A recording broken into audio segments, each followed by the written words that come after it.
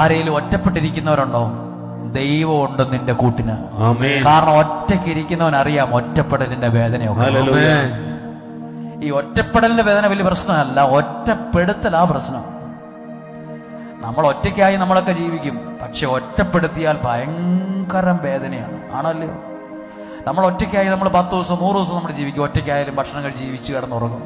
പക്ഷെ 10 പേര് കൂടി നമ്മളെ അങ്ങ് ഒറ്റപ്പെടുത്തിയാൽ നമ്മൾ തകർന്നു പോകും. അങ്ങനെ ആരെങ്കിലും കൂടി ഉണ്ടോ? വിഷമിക്കണ്ട, ആ വേദന യേശുവിനറിയാം. ആ സങ്കടം മറ്റാരേക്കാൾ കൂടുതൽ യേശുവിനറിയാം. സ്നേഹിക്കേണ്ടവർ ചിലപ്പോൾ നമ്മളെ സ്നേഹിക്കൂല, മനസ്സിലാക്കേണ്ടവർ നമ്മളെ മനസ്സിലാക്കില്ല. ആ വ്യക്തി എന്നോട് സുഖമാണോന്ന് ചോദിച്ചാൽ മതിയായിരുന്നു, പക്ഷെ മിണ്ടത്തില്ല, ഒരിക്കലും ചോദിക്കത്തില്ല. നിനക്ക് എന്തെങ്കിലും വിഷമമുണ്ടോ, സന്തോഷമാണോ, സുഖമാണോ, ചോദിക്കത്തില്ല. എന്റെ കാര്യം മാത്രം.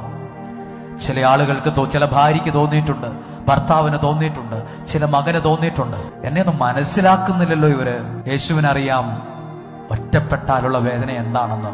യേശു ഒറ്റയ്ക്കായിരുന്നു അവിടെ. എല്ലാരും പോയി. പരാജയമുണ്ട്, സങ്കടമുണ്ട്, വിഷമമുണ്ട്, കണ്ണുനീരുണ്ട്, പക്ഷെ കൈവിടാത്തൊരു ദൈവം ഉണ്ടെന്ന്. മനുഷ്യൻ കൈവിട്ടാലും കുഞ്ഞെ ദൈവം കൈവിട